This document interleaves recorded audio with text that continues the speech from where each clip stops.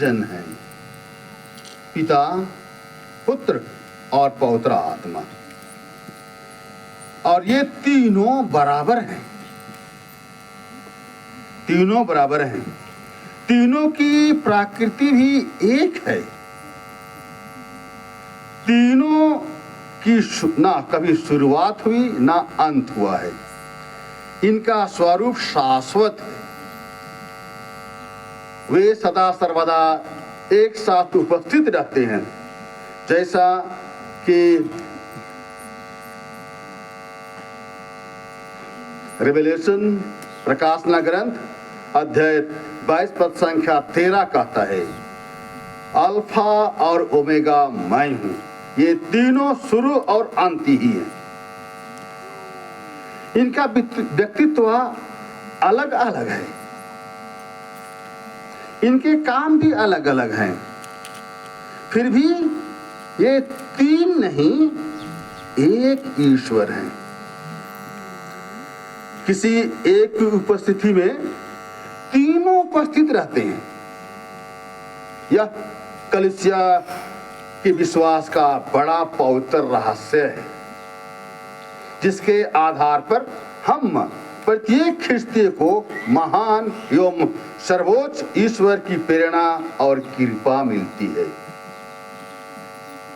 जिस तरह हम इंद्रधनुष में तीन रंग देखते हैं, उनको एक दूसरे से अलग नहीं किया जा सकता है, वैसे ये त्रिएक ईश्वर एक है लेकिन तीन जन है। इन्हें अलग भी नहीं किया जा सकता है। क्यों? क्योंकि ये तीनों आदि से हैं और आदि के अंत तक रहेंगे। जैसे ईश्वर एक है, उसमें तीन जन हैं।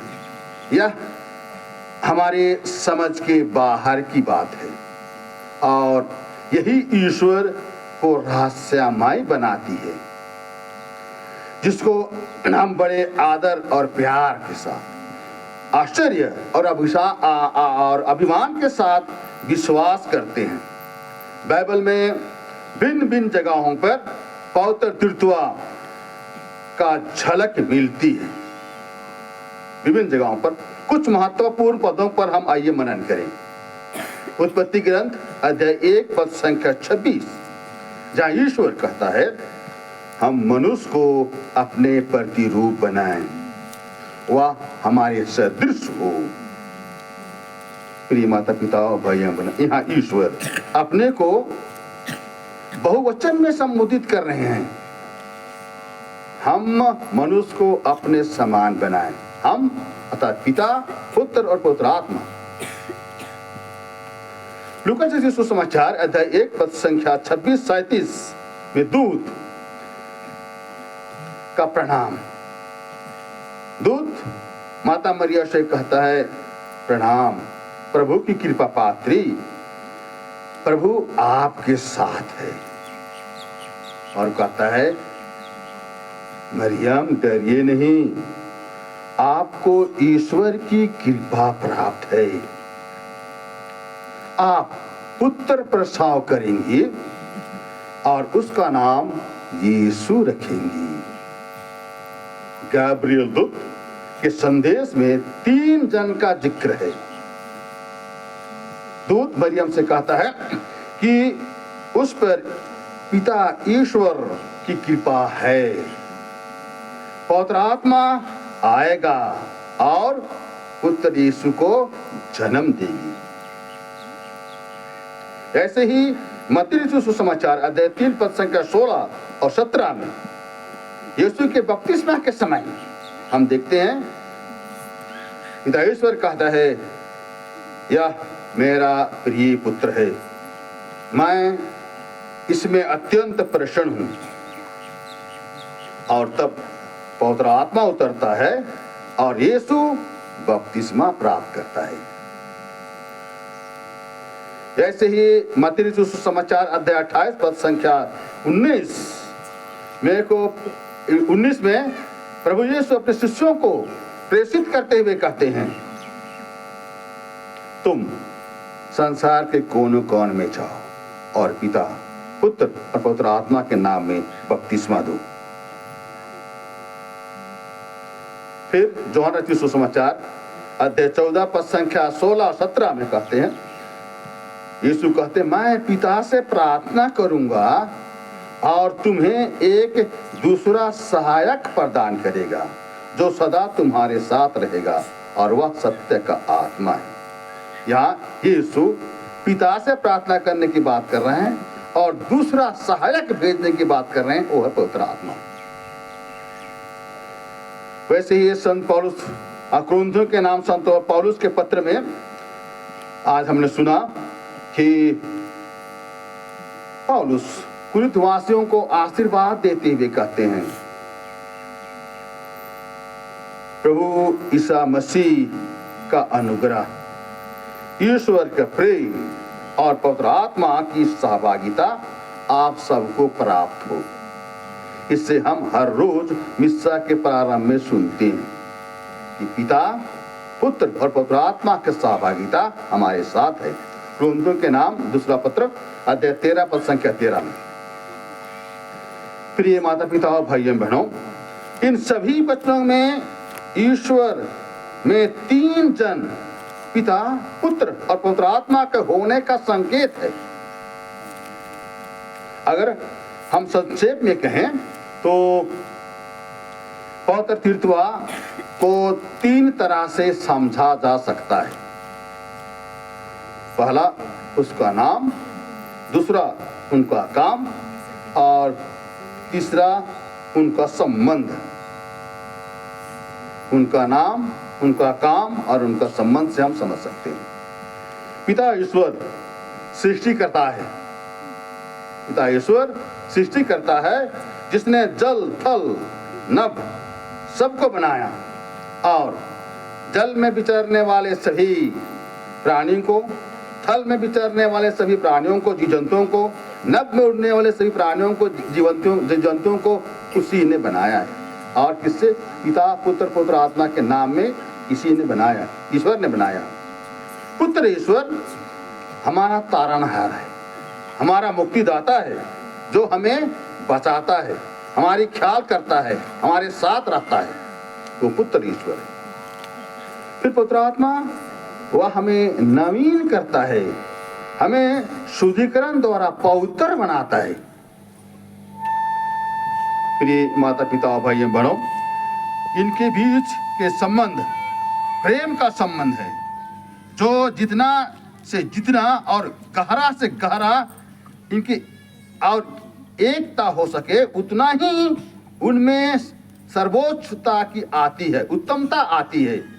हम उनको जितना गहरा सोचें, जितना गहरा समझें, उससे उतना ही अधिक प्रेरणा हमें मिलती है।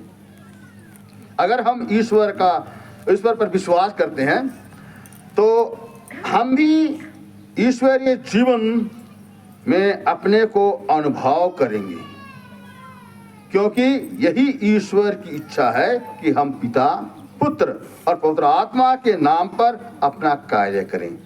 पिता, पुत्र, पवित्र आत्मा के नाम में अपना जीवन यात्रा तय करें। हम ये विचार करना कभी ना भूलें कि हम ईश्वर से अलग हैं। ये ना माने कि हम ईश्वर से दूर हैं। हम जितना दूर होना चाहेंगे, ईश्वर उतना ही हमारे निकट आता है। हम जितना उससे दूर भागना चाहेंगे, ईश्वर हमारे साथ उतना ही दूर जाता है। प्रिय माता पिता और भाइयों बहनों, वास्तव में यह ईश्वर के लिए आदर, सम्मान और भक्ति का हमारे लिए एक वरदान है। आज तीन जन, पिता, पुत्र, पवित्र आत्मा के नाम पर हमारे दृढ़करण लेने वाले बेटे बेटियां पवित्र आत्मा को ग्रहण करेंगे। पवित्र आत्मा का तीसरा जन्म, ये पवित्र आत्मा का तीसरा जन्म बहुत रूपांतरणकारी है, बहुत शक्तिशाली है और ये हर किसी में विद्यमान रहता है। और जो कोई भी इनके संपर्क में आता है, इस आत्मा के संपर्क में आता है, वह परिवर्तन हुए बिना नहीं रहता है। आत्मा इसको परिवर्तित कर देता है, आत्मा इसके जीवन को बदल देता है। हमें याद है पेंतिकुस्त के दिन प्रेरित को हम जानते हैं किस तरह ये प्रेरितों का जीवन एक ही झटके में बदल गया। ये प्रेरित जो डर भय से सहमे हुए थे, रूम में बंद थे, पवित्र आत्मा के आगमन से वे निर्भीक हो गए, वे साहसी बन गए। वे उन यहूदियों को शिक्षा देने लगे जिनके डर से वे भयभीत थे।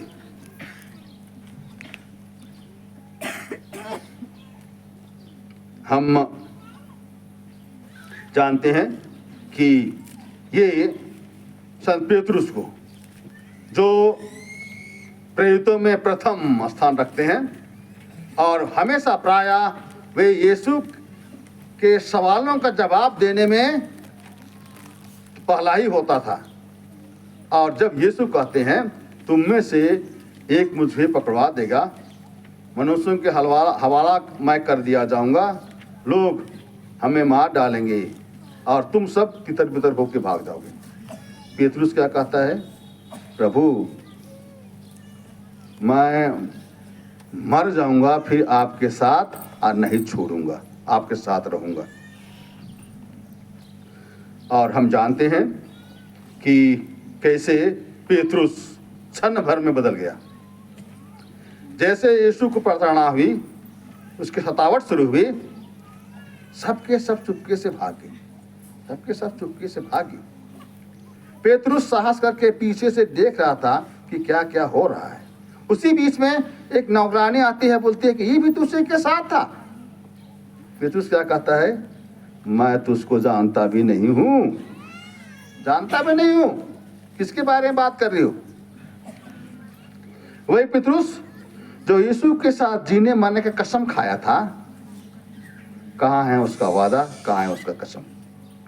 लेकिन पवित्र आत्मा के आने के बाद वह पेतरुस साहसी बन जाता है।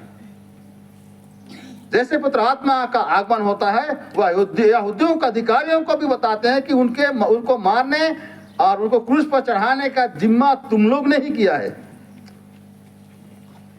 तुम लोगों ने उसे मारा है। लेकिन वो मरा नहीं है, जी उठा है। पेतरुस का पहला पुनर्जीवित प्रभु का साक्षी गवाही था, भारी संख्या में। वैसे ही हम जानते हैं हमारे उत्साही प्रेरित पौलुस को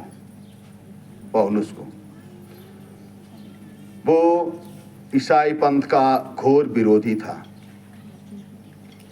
वो ढूंढ कर ईसाइयों को लाता था, बंदीगृह में डालता था और सताया करता था। लेकिन यही आत्मा है दमस्कुस के रास्ते पर उसे घोड़े से पटका और तब वह यीशु का पक्का चेला बन गया। वह सौलुस जो ख्रिस्तियों को सताया करता था, अब यीशु का पक्का चेला बन गया, पक्का प्रचारक बन गया और उसका नाम सौलुस से पौलुस हो गया। आत्मा का करामत थी, आत्मा का चमत्कारिक काम था। प्रिय माता पिता और भाइयों बहनों, और इसीलिए प्रायः पवित्र आत्मा को बवंडर और आग की लपट में दर्शाया जाता है। क्योंकि ये बताता है कि आत्मा में परिवर्तनकारी शक्ति है, आत्मा में रूपांतरणकारी शक्ति निहित है, आत्मा में शक्ति भरा है जो किसी को भी बदल सकता है, जो किसी का भी परिवर्तन कर सकता है। यही पवित्र आत्मा ईश्वर का तीसरा जन है। आज हमारे बेटे बेटियां वही पवित्र आत्मा को ग्रहण करेंगे। प्रिय बेटे बेटियों, उस पवित्र आत्मा के आगमन से आज से आपका जीवन भी बदल जाएगा। आज से आपका जीवन भी बदल जाएगा। आप वही व्यक्ति नहीं रहेंगे, आप नए व्यक्ति बन जाएंगे। और अब से आप वैसी पुनर्जीवित प्रभु का गवाही देंगे। आपका जीवन प्रभु का साक्षात का जीवन होगा। आप ये न समझें कि हम तो माइंड पार्ट के हैं, दूर में हैं, हम कहीं शहर में जाएंगे, काम करेंगे, कहीं किसी भी कोई भी ऑफिस में काम करेंगे, चाहे सरकारी ऑफिस हो या तो प्राइवेट सेक्टर में हो, वहां कोई नहीं जानता है। आप उस जगह भी पहचाने जाओगे, आप उस जगह भी पहचाने जाओगे। छिपे नहीं रह सकते हो, छिपे नहीं रह सकते हो। कहीं भी जाइए, जो कुछ भी काम कीजिए, आप पहचाने जाओगे। लोग इंगित करेंगे, ईसाई से ईसा लगते हैं, इनका चाल चलन थोड़ा अलग है, इनका व्यवहार अच्छा लगता है, इनकी बातचीत करने का तौर तरीका भी हाँ ठीक है, दूसरों से उतना लड़ाई झगड़ा नहीं करते हैं, कहीं सरकारी ऑफिस कहीं ऑफिस में काम करते हैं, हाँ इन लोग ईमानदारी से करते हैं, बहुत अच्छी तरह से करते हैं। ये पहचान है। ये पहचान क्या का है? पवित्र आत्मा का पहचान है, पवित्र आत्मा का गुण है। इसलिए आप चाहे ख्रिस्ती हो ना चाहे ना हो, आपके साथ आप पहचाने जाओगे, आप दूसरों के द्वारा पहचाने जाओगे, क्योंकि पवित्र आत्मा आपको दूसरों से अलग करता है। पवित्र आत्मा आपको दूसरों से अलग करता है। वही तो ईश्वर का चुना हुआ व्यक्ति होता है जो दूसरों से अलग करता है, और वो शक्ति आज हम में मिलने वाली, आपको मिलने वाला है। आप उस शक्ति को ग्रहण कीजिए, और जिस मोहर का और जो सील आपके ऊपर आज पवित्र आत्मा का पड़ेगा, वो कभी धूमिल नहीं होगा, कभी मिटने वाला नहीं होगा, कभी उनका रंग उड़ने वाला नहीं होगा, वो हमेशा बना रहेगा। उसकी चमक कभी धूमिल नहीं होगी, उसकी चमक में कभी फीका नहीं आएगा, वो हमेशा चमकता रहेगा। जहाँ कहीं भी जाइए, जो कुछ भी कार्य करिए, वो आपके साथ हमेशा एक दीपक की भांति रहेगा। और इसीलिए आज आपको एक बहुत बड़ी जिम्मेदारी भी दी जा रही है कि आप अपने जीवन द्वारा पुनर्जीवित प्रभु को, मसीह को गवाही दो। प्रिय माता पिता और भाइयों बहनों, हम इन बेटे बेटियों के लिए प्रार्थना करें। इन्हें आज भारी जिम्मेदारी, उत्तरदायित्व मिल रही है, और ये अपने उत्तरदायित्व का जीवन को हमारे प्रार्थनाओं के बलबूते में अच्छी तरह से निभा सकते हैं। हमारा जीवन ऐसा हो कि इनके लिए उदाहरण बने। हमारा घर परिवार का जीवन वातावरण ऐसा हो कि हमारे बेटे बेटे के लिए नमूना बने। हमारा घर परिवार इस तरह का हो कि इन बेटे बेटियों के लिए एक दीपक बने, जिससे ये बेटी बेटियां कहीं भी नहीं याद करें, घर में ऐसा होता था, घर में माता पिता इस तरह का करते थे, घर में भाई बहन हम इस तरह से रहते थे। ये सद्गुण कभी मिटने वाला नहीं है, ये जीवन पर्यंत इनके जीवन में अटल रहेगा।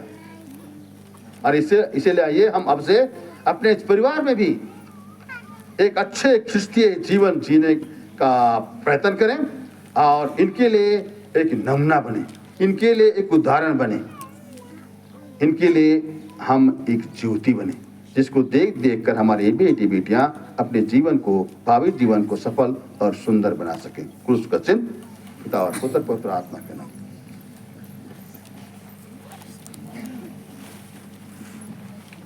अभी पल्ली पुरोहित दृढ़ीकरण संस्कार लेने वालों का नाम पुकारेंगे। आपकी प्रस्तुतिकरण होगी, जैसे आपका नाम होता है